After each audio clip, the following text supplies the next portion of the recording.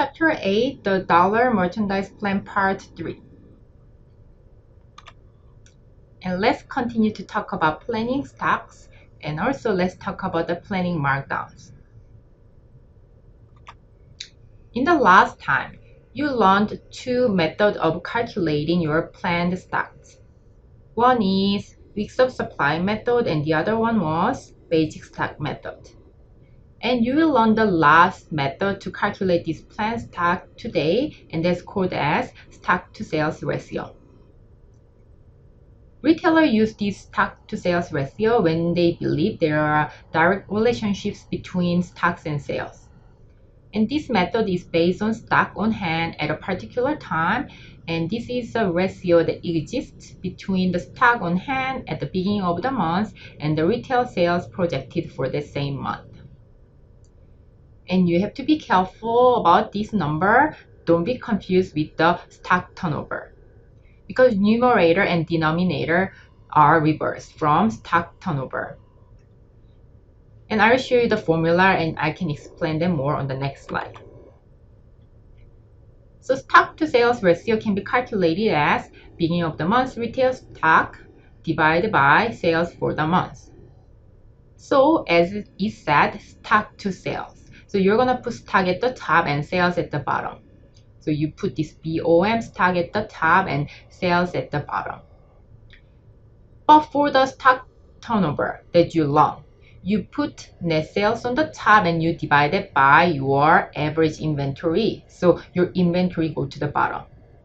So make sure that and don't be confused between this stock to sales ratio and stock turnover concept. So now you know how to calculate this stock to sales ratio, and also you can calculate your BOM stock if you know this stock to sales ratio and your planned sales for the month.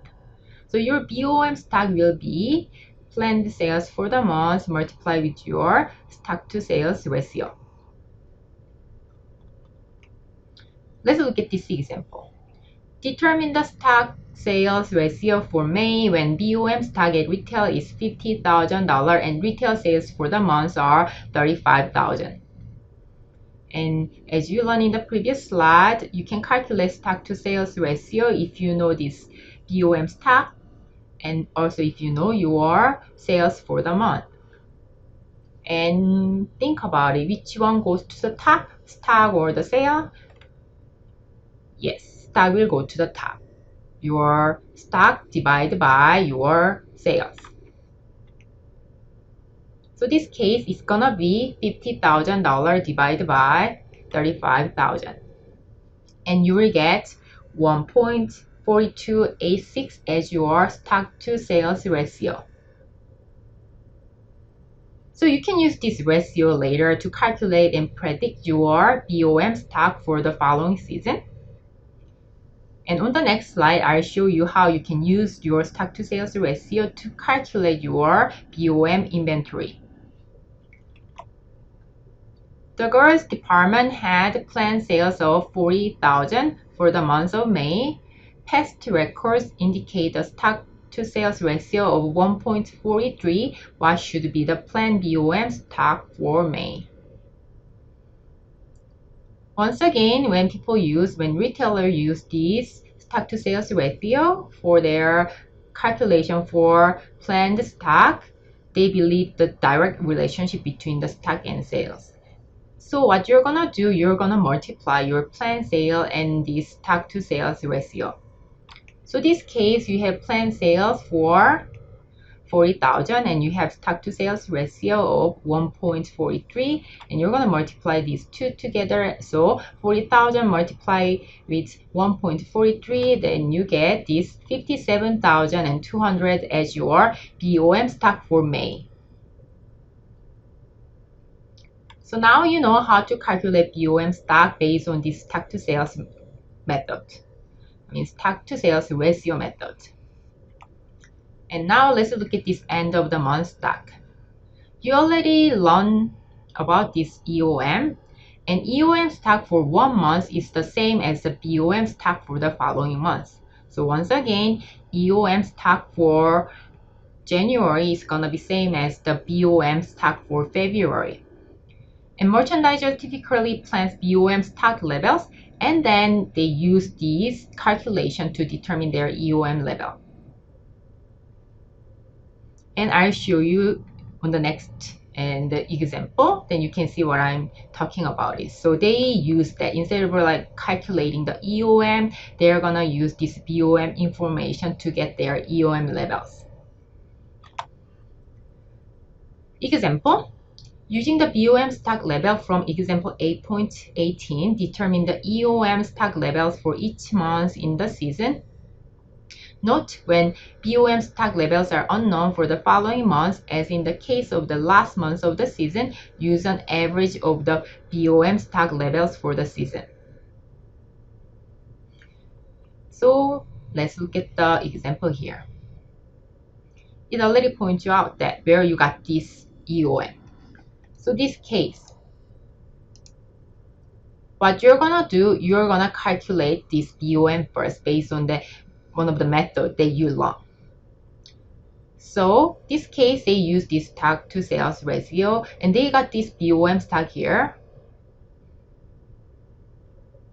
So this one, for the beginning of the month, August, you don't have that July information, so you don't need to use this. But for the August and the month, you can use the beginning of the month, September inventory to get that. So instead of like you're calculating this EOM stock, you got this information from your BOM from the following months. Also October here, they came from BOM of November. And let's look at this. November EOM for November is gonna be same as your BOM for December. Same here. But for January, you don't really have this information because you don't have information for February because this is the seasonal plan, right? And this is gonna be the fall and winter season, so you don't have it. So what you're gonna do, you're gonna add 1, 2, 3, 4, 5, 6, and then you're gonna divide by 6 to get the average inventory, and you will get this information. Other than this, once again, you will get all this single information from your EOM stock information will be followed by your BOM stock information. Okay, so it's easy to calculate your EOM stock compared to calculating the BOM stock. So you learn one more concept here. And now let's talk about planning markdowns. Reductions reduce retail value of inventory, so you need to have this as also merchandise plan. And reductions include markdown, discounts to employees and customers, and stock shortages. And most firms plan only markdowns in merchandise planning. And it's good to have this merchandise planning so that you can calculate right amount of the merchandise you can purchase. So they use this and they put this as part of their merchandise plan. And how to calculate your markdown. Planning markdown. And first concept, you learned this in the previous chapters, and markdown percent will be dollar amount of markdown divided by your net sale. And you can calculate your planned dollar markdown as planned sales multiplied with your planned markdown percent. And this is pretty much for the plan too, because you want to make a plan based on the past history, and you have this like planned markdown percent, then you can calculate your planned dollar markdown with planned sales and planned markdown percent. So let's look at the example on the next slide. If markdowns in the shoe department were $5,500 and net sales were $27,500, what is the markdown percent for the month?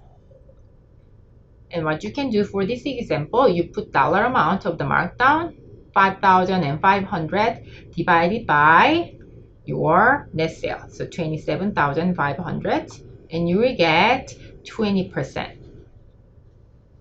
So you can say you had like 20% markdown for that month.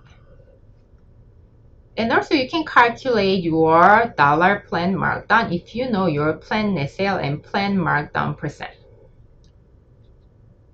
So if the shoe department has planned net sales of 35,000 and a planned markdown percent of 15% for the month, what are dollar planned markdowns? So this question, then you can multiply these two, right? So 35,000 multiplied with the 15%. So you can say that your planned sale dollar markdown plan for that month is gonna be 5,250. So in this lecture, you learn how to calculate this markdown, and also you learn the last method of calculating your planned stock. And the next time you're gonna continue to talk about how you can convert the retail value to cost value, because you need to calculate that to calculate your purchases. And also we're gonna talk about the preparation of this order merchandise plan. So that's it for this lecture, chapter 8, part 3, and see you the next time.